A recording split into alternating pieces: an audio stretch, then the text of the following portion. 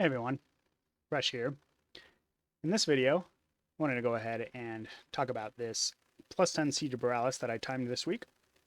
This is actually the first plus 10 key that I've timed for this season, so it feels pretty good to get that kind of under my belt. So we're kind of talking about this run as I'm going through it. They thought this was a good opportunity to do a Siege of Boralus breakdown since I haven't done those yet. The route that I use is pretty straightforward. So the first thing you'll do is when you're coming into the dungeon, there's that big pack that's standing right next to that fountain. You'll pull that pack. It looks pretty big, but it's kind of deceptive. A lot of the mobs are pretty low health. The only really dangerous ones are like the Enforcer and those Fire Bombers. So the Enforcer, you just need to make sure you aim away from your group. It does do a frontal, and then you just have to dodge the frontal. And then what you'll do is you'll come up those stairs that's right next to that group on the left side. So if you're looking at the fountain, there's the stairs on the left, go up those stairs, and then come up to this kind of little alleyway here, and you'll pull this big pack here. There's one raider, one Irontide raider that pats between the pack that is stationary and then goes kind of back out a little bit further in its patrol route. So sometimes you can pull the pack without the raider. That's a possibility if you want to do that. But it's just a little bit easier just to pull the raider with it in terms of damage. But when you have both the raider and the scrimshaw enforcer, just keep in mind that can be a little bit dangerous if you get like a hook that overlaps with like a frontal from the enforcer that can potentially do a lot of damage to your group or even kill them. So here we're going to come down the stairs kind of after we clear that second pack, and then we're going to pull this shredder here. And what I was actually doing was I kind of eyed where the patrol was. So there's a patrol of 3 that walks around that little middle building. And so essentially what I'm doing is I was waiting for that patrol to walk away to pull the shredder into this group of 3. And then I was planning on, as this patrol comes around, you can see it coming here, on grabbing this and pulling this. So rather than combining all of this group together, so it basically would be one giant group of 7 all pulled at the same time, I actually just like, I'm going to combo this up and do this kind of, slowly doing each pull sequentially rather than all at once, if that makes sense. So chaining them together. I think that's a little bit safer than doing them all at once, particularly in a pug. And my primary goal with this key was to make sure basically just to maximize the survivability of my group with these pulls as well as myself. So yeah, after clearing those groups, we're going to go ahead and just move on to the packs in front of the first boss. One thing to keep in mind with these groups, some specs can end up pulling the boss by accident when you're, particularly this group right here, when you're fighting it kind of right where it's at. I think I've seen like a mage do it or like a death knight do it. If they do end up pulling, just go back the way you came, and you can go out far enough where you can actually reset the boss, and that can allow you to reset the encounter if you need to. Hopefully you don't have to. It can kind of make the pull a little bit messier if you do end up having to reset, but it is an option that is available.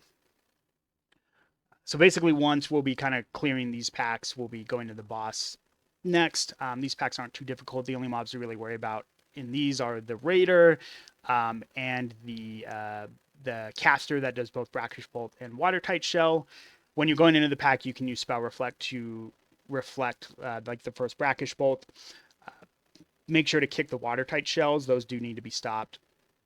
And then just make sure to watch out for the Raider when you get hooked in. So basically here we'll clear this Xalatath ad, and then once the Xalatath ad is gone, we will go ahead and move into the first boss here. Basically, as the tank, once you've charged into the boss and hit the ads with a couple AoE abilities, you can just kind of sit on the boss itself to get some damage on it.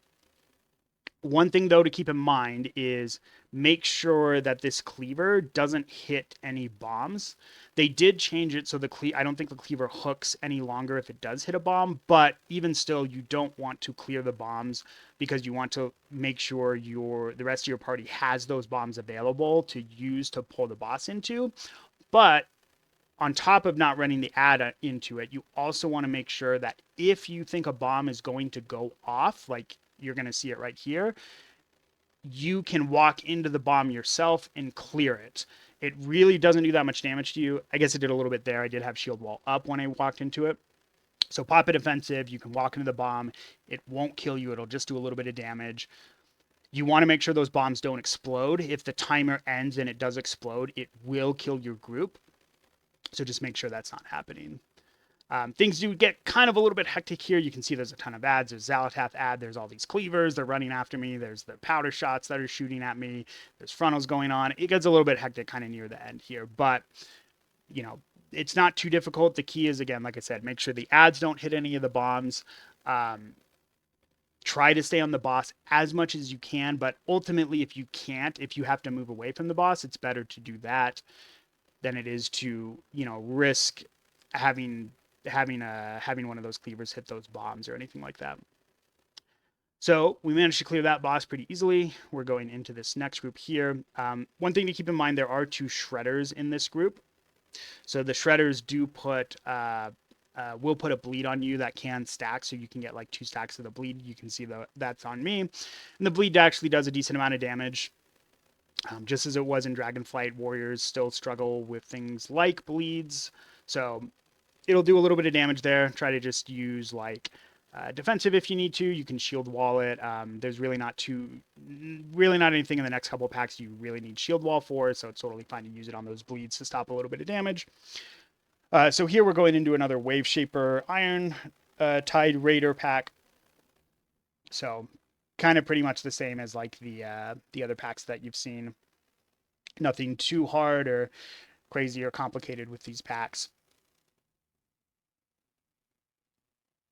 But basically, once we clear this, we'll be going down this bridge. Now, as a warrior, for this spotter, like this little kind of mini event where the spotters and snipers are shooting all their guns down this hall, you can actually leap down the hall and then charge. I've done it in the past where you can actually do it before they even get a shot off, but it doesn't always happen. So, you know, for your group to be super safe, it's good for them just to stay out of line of sight behind the building while you go and you clear it as a warrior. The warlock also kind of helped there a little bit. They threw like a gate down so you could use the gate to go that way. So if you're like a less mobile tank, like a Death Knight or something like that, you could use a gate from your warlock to go through. But the nice thing as a warrior, with a combination of leap and charge, you can literally cross that whole distance of that bridge in, you know, essentially one global, and then, you know, stop them from shooting. Here, I haven't tested this recently, but the first week when I tried to jump off the boat with these curse blades following me without killing them, they actually like bugged on the boat and it like left us in combat. So it kind of made it a habit of killing those like on the boat. Yeah, it's annoying. They're low HP mobs. You can just chain them into the group. But like I said, in the first week when I was jumping off of the boat, because I was like, oh, I have aggro, I can just jump into the next group, they would get stuck on the boat and it would cause like some small like either evade bugs or being stuck in combat or things like that. And so it's just kind of super annoying. So after clearing that group off with the commander, we're going to move into this next commander group. I do like to try to make it my responsibility to kick those commanders bolstering shout whenever it comes up. So as you can see there, I kicked that. The other mob in this group to keep kind of an eye out for is the cannoneer. So the cannoneer will do this broadside ability. You can kind of determine where that's going to be aimed. So if you aim it like kind of off to the side away from like that entrance area, makes it a little bit easier for like your group, particularly for like your healer or casters or things like that. Just a small little thing to just kind of keep it a little bit easier. In here, the spotter basically runs towards the boss. So I'm like, all right, we're just going to pull the boss. Most of these mobs are dead anyways. We'll just finish them off as we're killing the boss. You don't have to do that. You can just clear the pack if you want to feel safe, but you can also kind of chain some of these mobs into the boss if you really wanted to. It's not a big deal. The pack itself isn't too particularly dangerous, so.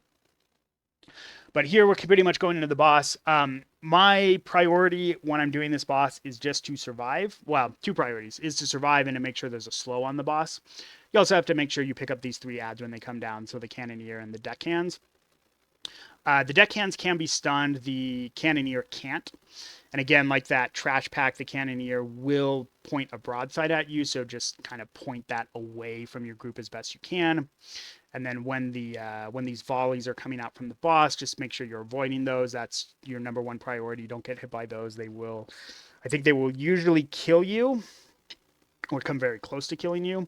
I actually do believe I get hit by one of these in this run, particularly because it kind of gets a little bit messy with some aggro issues and a Zalfaf ad spawning, and I ended up getting hit, and it did proc my battle scarred veteran, so it didn't die, but yeah, just again, try not to ever get hit by like any of the volleys on these intermission phases.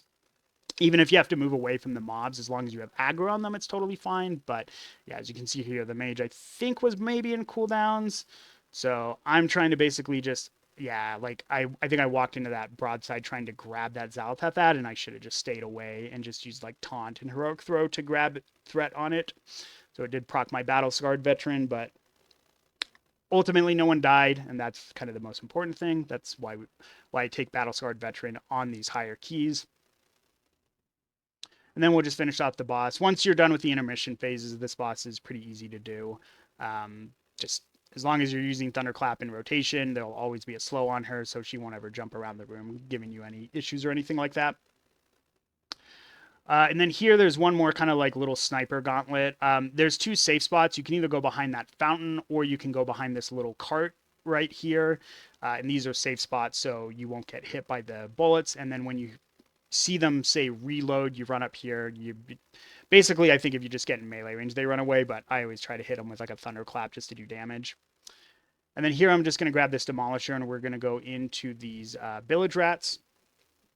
There's two things to keep an eye out for from the bilge rats: the stinky vomits and the choking waters. So the choking waters is a silence, so you 100% want to try to make sure those get interrupted as best you can or stopped in some way.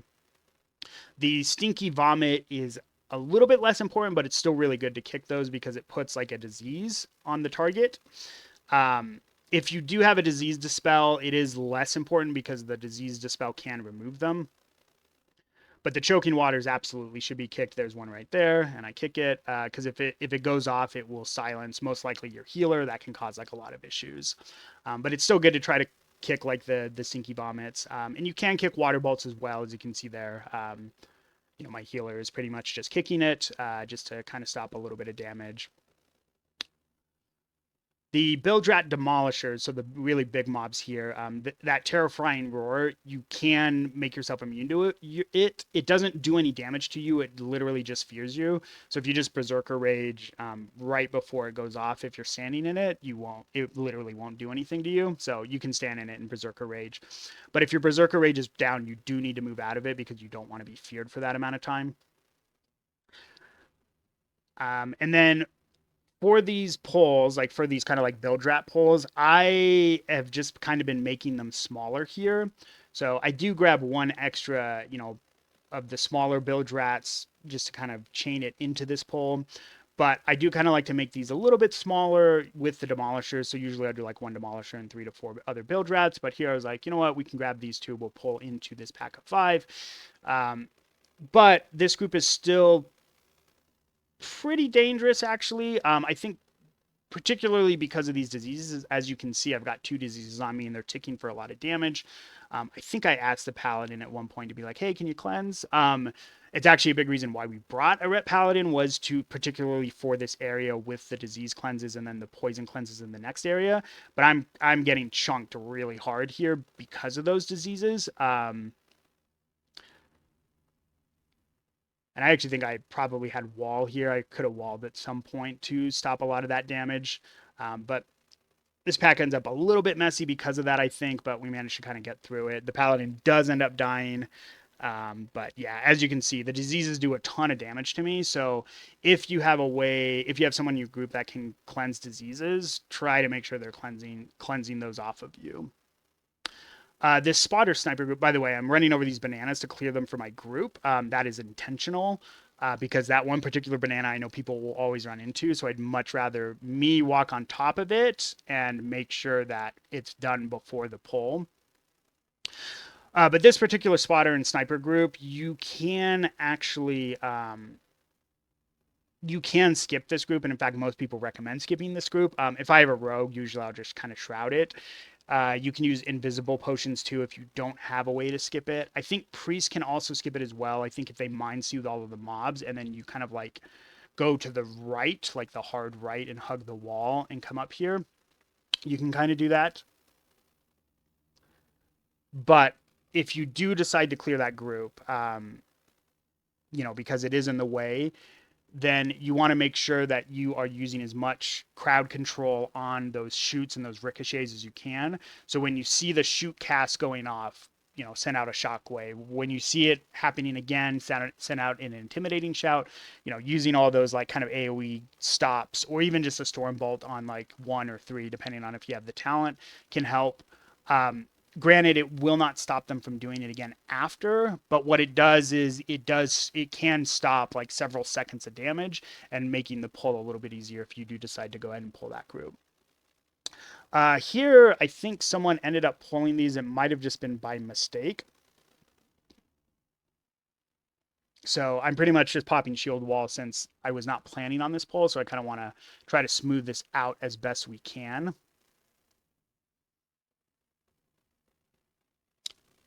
But yeah, usually I actually kind of like to do this pull kind of last, but you can do these pulls in kind of whatever order you want to. Usually I'll come up here, I'll pull the group that's right in front of us, and then I will pull the group in the cubby, and then I'll pull this group of 5 last. But yeah, we're just going to go ahead and clear these groups out here. We do need all these groups for count anyways, but kind of with where the route went. I think this route ends up being like, I think it's like 102% or something like that. So it's over by like a small amount, but not too much.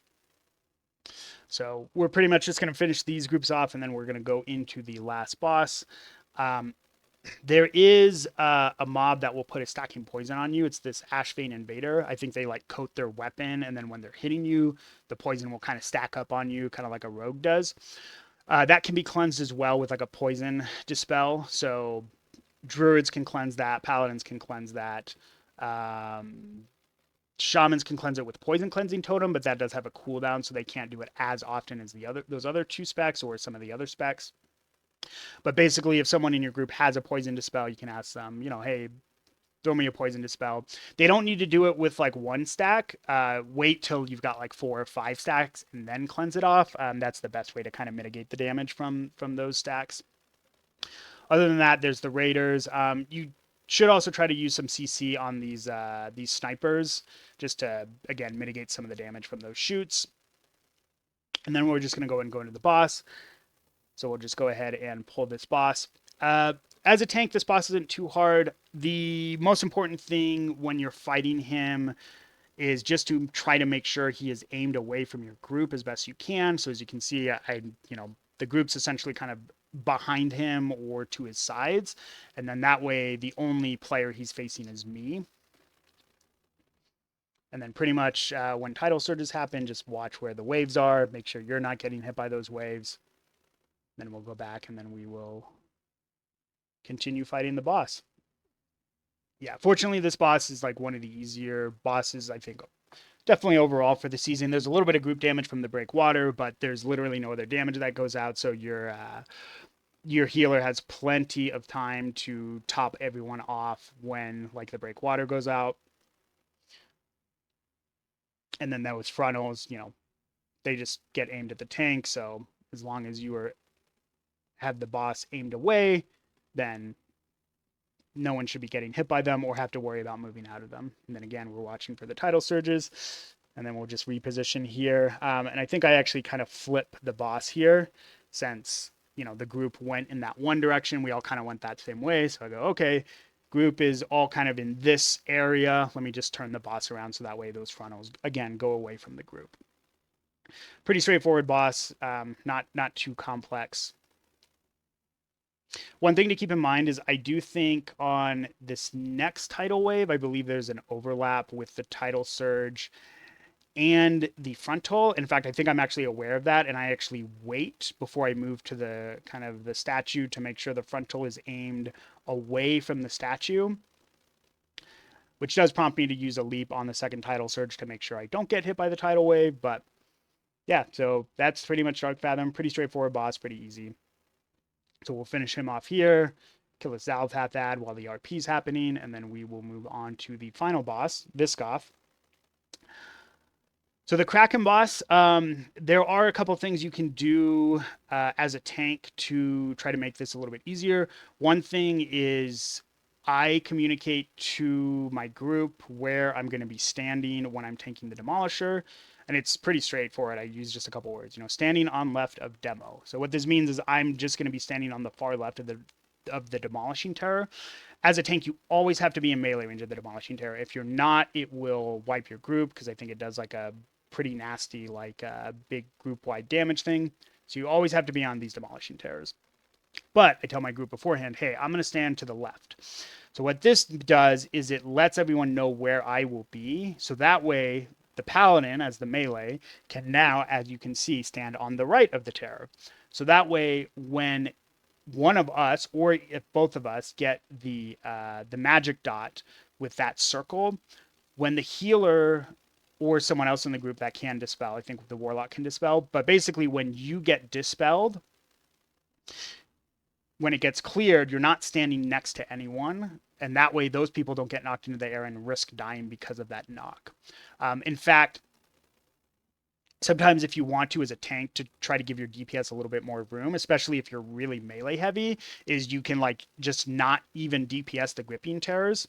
As you can see, kind of I did a little bit of damage to the gripping terror, got that magic dot, and then I just moved off of it pretty much. But again, the Demolishing Terror, you have to be in melee range the whole time as a tank, so you have to stand here. So again, I'm going to be standing on the left, Paladin standing on the right. Makes it very easy to make sure that when the circle around you from the dot doesn't knock anyone away when it gets dispelled. That's the reason you have to be really aware of your positioning as a tank and as a melee. With those swirlies that kind of come down, it can be a little bit tricky as well, but try to just play it as best you can, kind of best as ear. If you have to move over on top of the melee for the swirlies for like a second, you can do that just to make sure you're on the Demolishing Terror the whole time and you don't get hit by those swirlies.